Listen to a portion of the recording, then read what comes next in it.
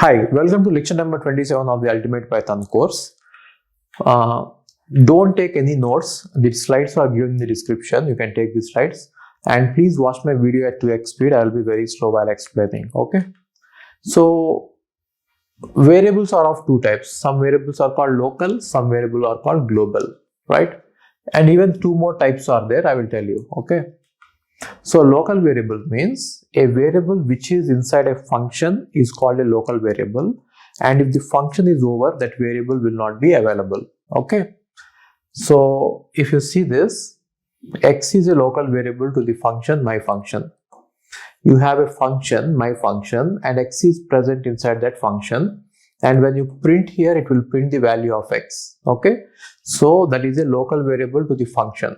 But now if x is present inside a function and if you try to use it outside that function, see, this function is only till this part. This is the function.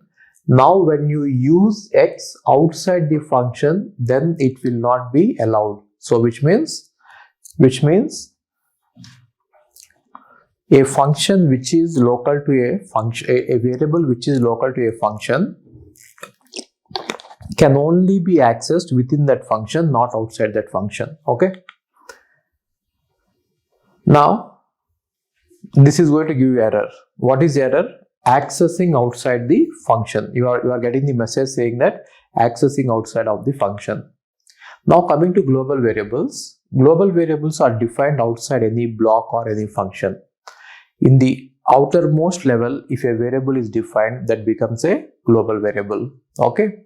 So it can be accessed from any part of the code. If a variable is global, you can use it within a block, within a function, you can use it anywhere without any problem if it is a global variable. Okay. So for example, see this. This is present outside any block or function. That is why this is global. Now you can access it within a function also without having it as a local. You can access it within the function. Right. You can access it outside the function also. In the outermost level also you can access it. You can access here, you can access here, you can access anywhere if it is global. Okay. Now how do Python manage the scopes? So how do it know that it is the outermost, it is the global variable, it is the local variable? So generally what happens is, it will, whenever there are global variables and local variables present, local variable will be given more priority to the global variable. So what I mean to say is, when the variable names are same, for example, x equal to 20 is here, which is outside any block, therefore it is global. X equal to 10 is there, which is inside a function. X equal to 10 is there, which is inside a function. Now, if I do print x, which x will be used, global or local? Always remember that local is more powerful than global. So local value 10 will be printed, and when you print x value here, then it will take the global value, because this local value dies after this function, right? So once you come out of the function, the global value will be used. Python internally maintains namespaces to manage various variable scopes. So there are different variable scopes. Okay, so what Python will do is, Python will maintain dictionaries. Python will maintain dictionaries like this. Majorly there are 4 kinds of dictionaries. Okay, so local variables or local namespace. So this dictionary will contain all the local variables. For example, x equal to 10. Like this, it will maintain the list, entire list. Okay, and then enclosing namespace, again there will be some variables, right? Like x equal to 20, something like this. Okay, again global variables, there will be some kind of dictionary like x equal to 30 something. Again built-in namespace like x equal to 40 something will be there. So it will represent all these 4: local, enclosing, global, built-in. So if you take any variable that will fall in one of these namespaces, that will be either local value, that will either be local namespace, or enclosing namespace, global namespace, or building namespace, right? So for example, in this case, X is a local variable, therefore it will fall in local namespace, right? In this example, X is present inside the function. This X is present inside this function, right? Therefore it is local. Now there is nested functions there. This is a function, so this function is from here till here, okay? Now inside that there is one more function from here till here, right? Now X is being printed here, but then in this function X is not defined. Then what will it do is, there is some, whatever is enclosing it, see, this function is enclosed by a outer function, right? Now that enclosing, it will search in the enclosing, and when it finds X there, it will use the value of X here.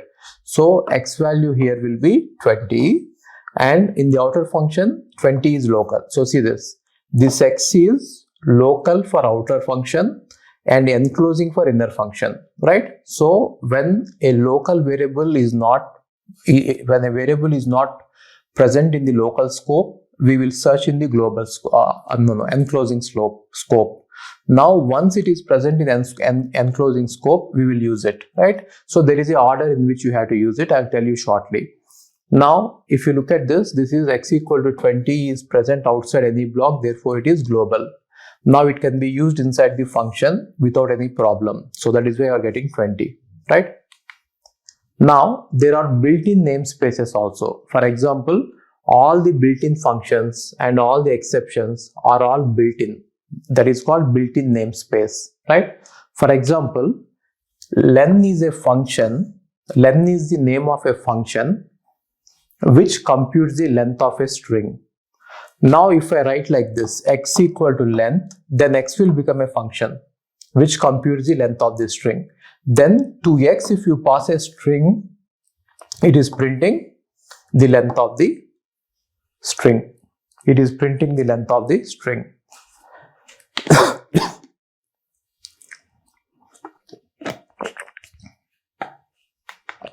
Now there is LEGB rule.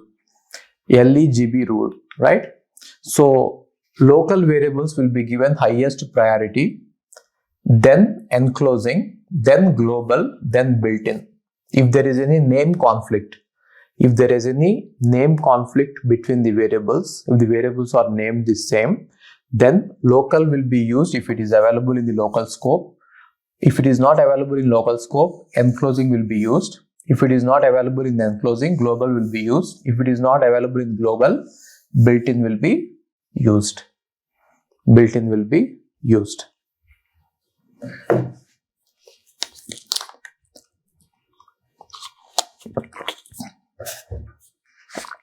Okay. So that is the order you are going to follow. So searching, first local will be searched, then enclosing will be searched, then global will be searched, then built-in will be searched. This is the order in which a variable will be searched. If it is present in local only, it will take from local. If it is not present in local, then only it will go to enclosing. If it is not present in enclosing also, it will go to global. If it is not present in global, then it will go to built-in. Okay. So this is how. Local will be highest priority. If local, it is not present in the local, then it will see the enclosing scope. If it is not present in the enclosing scope also, it will go to global scope. If it is not present in global scope, it will go to built-in scope, right? So for example, let's see this example. X equal to 500 is a global variable, Y equal to 1000 is a global variable. Now there is a function. This is the function. In this function, X equal to 100 is there. Now X is present here and here. Here it is local, here it is global. So which one will be printed? The local one. Local one will be given higher priority, right? Therefore 100 will be printed. 100 will be printed. Okay. Now Y is printed. So y is not present in the local, therefore it will look in the enclosing. There is no enclosing. This is in the outermost level. Nothing is enclosing this function. Therefore, it will go to global, and y is present in global. That is why y value 1000 is printed. Y value 1000 is printed. Now look at this example. Z is a local value for a function. Now outside that function you are printing Z. Now here the problem is this local variable will be accessible only within the function. Z is not present in local, Z is not present in global, Z is not present in enclosing, or Z is not present in built-in. Therefore you are getting the name error, right? So name Z is not defined. Now for enclosing namespace, for example, let's see this example. So x equal to 1000 is global and y equal to 500 is local to the out function. Now if you observe this, there are two functions here, out and in. If you observe this, from here till here is one function and it is enclosed by a other function. From here till here. From here till here, it is one function. So one function is enclosed in other function. Now this inner function wants to print x, but x is not in the local scope. Then it will see the enclosing scope. X is not in enclosing scope also. Then it will see the global scope. Yes, x is present here. That is why 1000 will be printed. 1000 will be printed here. Now y is not present in the local scope, so y will be searched in the enclosing scope. In the enclosing scope, y is present, right? So this is enclosing scope for this in function. Therefore y is equal to 500 will be printed. Now coming to z, z is in local scope here. Z is in local scope, therefore 100 will be printed. 100 will be printed, right? Now here x, so x is not in the local scope. Now this function is not enclosed, therefore we don't get enclosed scope. So this function will take the global variable x. This function will take the global variable x, which is 1000. Global variable x is 1000, right? Now we have to print y. So see where y is present. Y is present as a local variable for the out function, therefore its value will be taken as 500. Now z is not present. Z is not present in the local variable. Z is not present. If you look at it, it is not present in the local scope. It is not present in the global scope, and it is not present in the built-in scope, right? Therefore, in this case, we are going to get an error that Z is not present, right? So you can see that Z is not present. So all these have been printed, but then coming to Z, name Z is not defined is what we are getting. Name Z is not defined.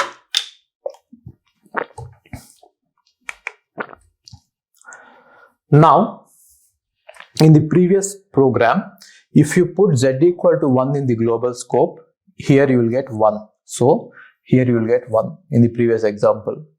In the previous example, Z was not there. Now I am putting it in the global scope. Therefore, I am getting the value of 1. Now let us say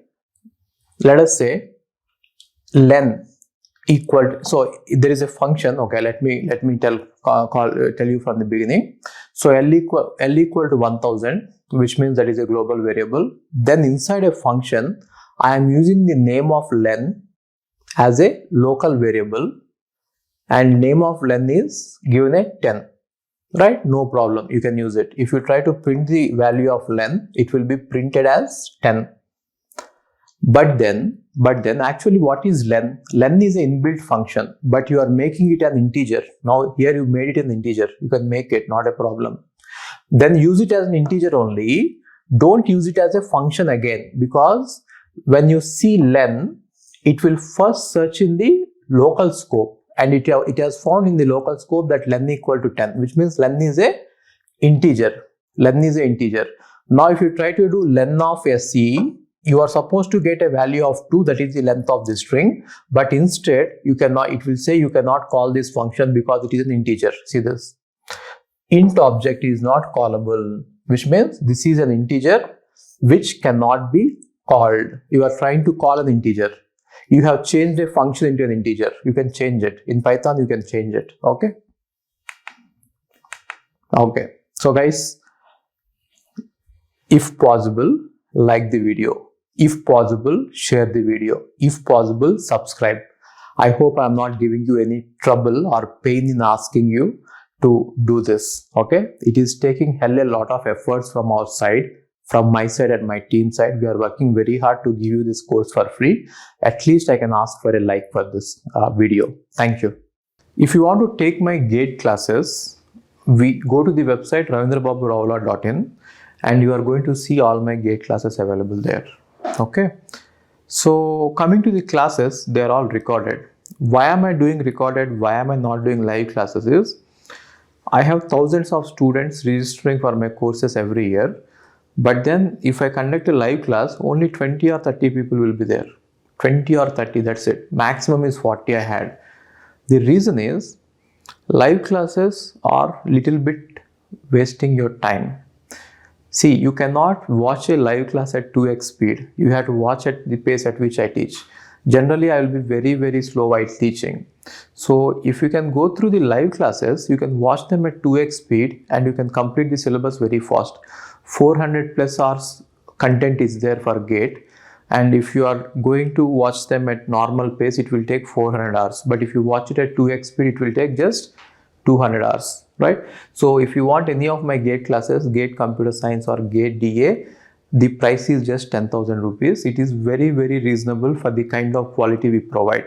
We have test series, we have doubt sessions, we have videos, we have lecture notes. For everything, even you don't have to write any lecture notes. I will provide you lecture notes for every subject. You just have to sit back, watch the videos at 2x speed and revise the notes.